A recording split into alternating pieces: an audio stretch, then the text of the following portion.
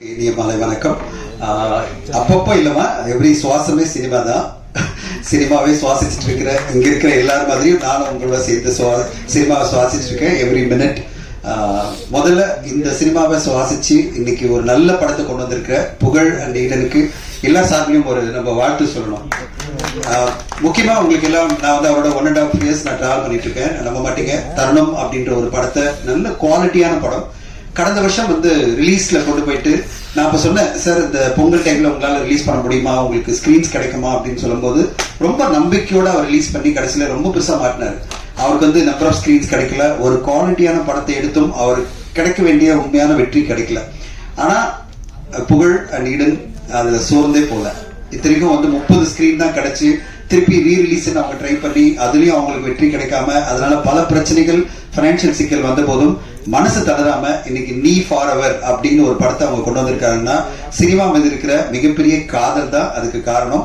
அதுக்காகவே இந்த படம் வந்து மிகப்பெரிய வெற்றி அடைய நான் எதிர்பார்க்கிறேன். புகழ் அண்ட் ஈடன் உங்களுடைய அந்த பெர்சிஸ்டன்ஸ் அந்த பேஷன் அதுக்காகவே உங்களுக்கு வெற்றி கிடைக்கும்.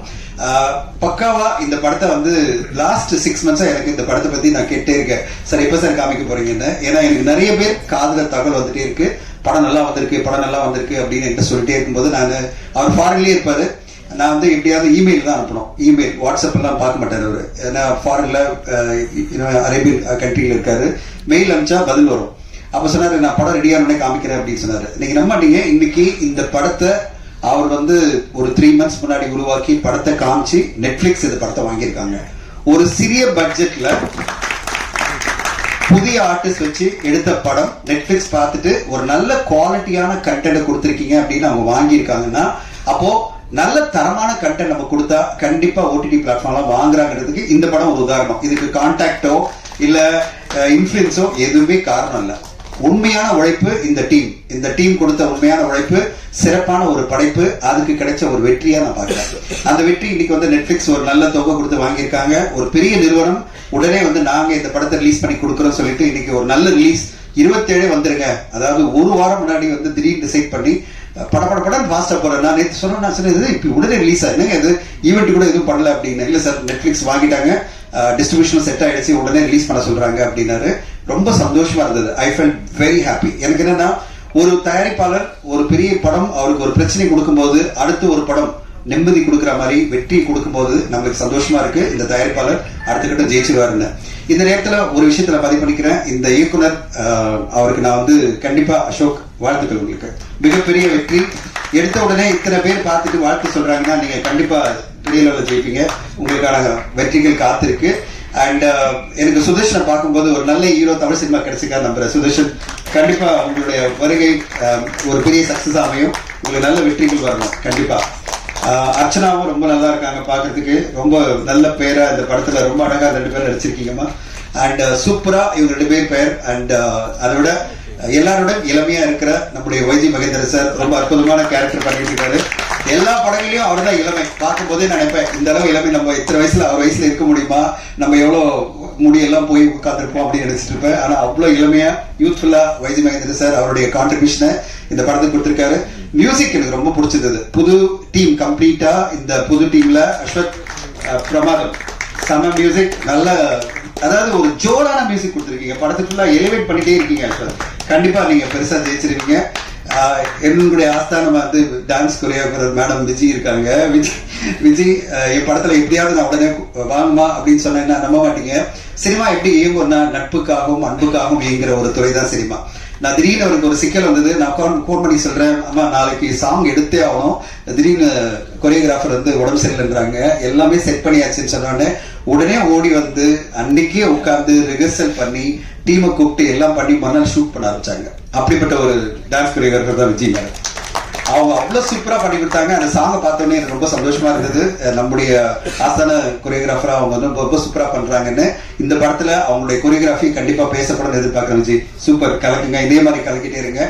அண்ட் தமிழ் சினிமா இப்போ வந்து பல சிக்கல்கள் இருக்கு நம்ம சொல்லிட்டே இருக்கும்போது நல்ல விஷயங்களும் பேசணும். சிக்கல்கள் நிறைய இருக்கு, நம்ம பார்த்துட்டே இருக்கோம். தொடர்ந்து வந்து அரசியல்ல இப்போ எலெக்ஷன் ஏப்ரல் 23 வர தொட்டு நிறைய பேர் ஆடியன்ஸ் திரையரங்கு கொண்டு வரதே பெரிய பிரச்சனையா இருக்கு எனக்கு. இந்த நேரத்துல நல்ல நல்ல திரைப்படங்கள் வந்ததுன்னா ஓடிடி பிளாட்ஃபார்ம் சப்போர்ட் பண்ணி அவங்க வாங்குறாங்க. அட் த சேம் டைம் நம்ம எல்லாருமே படத்துக்கு தியேட்டருக்கு ஆடியன்ஸ் கொண்டு வரதுக்கு எல்லாமே ஊடக நண்பர்கள் பத்திரிகை நண்பர்கள்லாம் சப்போர்ட் பண்ணணும். ஏன்னா ஒரு சைட்ல ப்ரீ ரிலீஸ்ல பிசினஸ் பண்றது, அதாவது ஓடிடி சேட்டலைட்லாம், அடுத்த சைட்ல மிக முக்கியமா பெரிய லெவல்ல நம்மளுக்கு சேலஞ்ச் ஆடியன்ஸ் ஏறிட்டு வரதுதான். ஆடியன்ஸ் இன்னைக்கு செலக்டிவா சில படங்களுக்கு பெரிய லெவல்ல ப்ரொமோட் பண்ற படத்துக்கு உள்ள வராங்களே தவிர சின்ன படமா வரும்போது படத்தை கட்டுக்கூட மாட்டேன்றாங்க. கடந்த 2 வாரமா நான் சொல்றேன், நீங்க லிஸ்ட் பாத்தீங்கன்னா தெரியும், கடந்த வாரம் 9 திரைப்படங்கள் வெளிவந்து ஒரு திரைப்படத்துக்கும் ஆடியன்ஸ் வரல. அதுக்கு முந்தின வாரம் 7 திரைப்படங்கள் வெளியாகி ஒரு படத்துக்கும் ஆடியன்ஸ் உள்ள வரல. இப்படிப்பட்ட ஒரு சிக்கலான சூழ்நிலை தான் தமிழ் சினிமா இருக்கு. 9 படம் நீங்க நினைச்சீங்கன்னா அவருடைய டோட்டல் பட்ஜெட் நான் எடுத்து பார்த்தேன். கடந்த வாரம் வந்த 9 படங்களோட பட்ஜெட் கிட்டத்தட்ட 35-40 கோடி. அந்த 40 கோடியை அந்த தயாரிப்பாளர்கள் எப்படி திருப்பி எடுக்க போறாங்கன்னு எனக்கு தெரியல. ஏன்னா ஒரு தடவை தோத்துட்டோம்னா அது பிறகு யாருமே வாங்குறதுக்கு இல்ல, சேட்டலைட்டோ டிஜிட்டலோ இல்ல. இந்த நேரத்துல நம்ம எல்லாம் பண்ண வேண்டிய ஒரே விஷயம் என்னன்னா, சிறப்பான ஒரு படமா கொடுத்து அந்த படத்தை எப்படியாவது ப்ரீ ரிலீஸ்ல எப்படி புகழ் இந்த படத்தை ஓடிடில கொண்டு போய் கன்வின்ஸ் பண்ணி அந்த படத்தை காமிச்சு அவங்களை இம்ப்ரெஸ் பண்ணி இந்த வியாபாரம் பண்ணாரோ, அதே மாதிரி ஒவ்வொரு தயாரிப்பாளரும் அதுக்கான ஒரு மெனக்கெடல் பண்ணணும், ஒரு சிறந்த படைப்பை கொண்டு வரணும். அந்த படைப்பை எப்படியாவது நம்ம ப்ரீ ரிலீஸ்ல வாங்கறதுக்கு என்னென்ன முயற்சிகள் எடுக்கணுமோ அதை எடுத்துட்டு அதுக்கு பிறகு திரையரங்கு கொண்டு வரணும். திரையரங்கு கொண்டு வரும்போது கண்டிப்பா நல்லா இருந்ததுன்னா பத்திரிகை உடனே நீங்க எல்லோருமே சப்போர்ட் பண்ணுவீங்க. அப்படிப்பட்ட ஒரு ஸ்டெப் பை ஸ்டெப்பா போனாதான் இந்த திரையரங்கு இந்த திரைப்பட இண்டஸ்ட்ரியில நம்ம வெற்றி அடைய முடியும். ராஜா சொன்னாரு 22 நாள்லயே எனக்கு நோட்டீஸ் வந்தது அப்படின்னு சொல்லிட்டு, அவர் ஈசி மெம்பரா செலக்ட் ஆன பிறகு நோட்டீஸ் வந்துச்சுன்னு சொல்றாரு. காரணம் என்னன்னா, நம்ம பிரச்சனைகளை மட்டும் சொல்லக்கூடாது, சங்கங்கள் மாற்றத்தை கொண்டு வர முடியாது. சங்கங்கள் மாற்றத்துக்கு ஒரு கேட்டலிஸ்டா இருக்க முடியும். மாற்றம் எல்லாருமே சேர்ந்து வந்தாதான் மாற்றம் பண்ண முடியும். எல்லா தயாரிப்பாளர்களும் ஒருங்கிணையும், திரையரங்கு உரிமையாளர்கள், டிஸ்ட்ரிபியூட்டர்ஸ் எல்லாரும் சேர்ந்து வந்தாதான் நம்ம மாற்றத்தை கொண்டு வர முடியும். ராஜா, நம்ம மட்டுமே சங்கம் மட்டுமே எல்லாம் பண்ணிட முடியாது. அதனால சங்கத்தை குறை சொல்லாம சங்கத்து மூலமா நம்ம என்ன மாற்றங்களுக்கு ஒரு கேட்டலிஸ்டா இருந்து நிறைய விஷயங்கள் பண்ண முடியும் பார்க்கணும். அப்படிப்பட்ட பாசிட்டிவான விஷயங்கள் நம்ம பேசணும்னா கண்டிப்பா சங்கம் நம்மளுடைய கருத்துக்களும் ஏத்துக்கும். நம்மளுக்கு எல்லாம் சங்கம் தான் முக்கியம். நம்ம சங்கம் சக்சஸ்ஃபுல்லா இருந்தாதான் நம்ம அடுத்த கட்டம் பயணிக்கும் போது சங்கம் நம்மளுக்கு உறுதுணையா இருக்கும். நம்முடைய பிரச்சனைகள் வரும்போது சங்கம் நம்மளை காப்பாற்றும். அதனால சங்கத்துக்கு நம்ம எப்பவுமே கூட இருந்து சங்கத்தை அடுத்த கட்டம் கொண்டு போறதுக்கு உழைக்கணும்னு உங்களை கேட்டுக்கிறேன். நாங்களும் ஆக்டிவ் ப்ரொடியூசர் அசோசியேஷன் பண்ணிட்டு இருக்கோம். அட் த சேம் டைம் நான் ப்ரொடியூசர் கவுன்சிலோட தான் பயணிச்சுட்டு இருக்கோம் எல்லா விஷயத்திலையும். ஏன்னா எங்களை பொறுத்தவரையும் அது தாய் சங்கம் தான், அது தமிழ் ஃபிலிம் ப்ரொடியூசர் கவுன்சில் தான். அவங்க சொல்றதை நாங்க கண்டிப்பா கேட்டுப்போம். அப்படிப்பட்ட ஒரு அதாவது இணக்கமா நடந்தாதான் இண்டஸ்ட்ரி நல்லா இருக்கும்.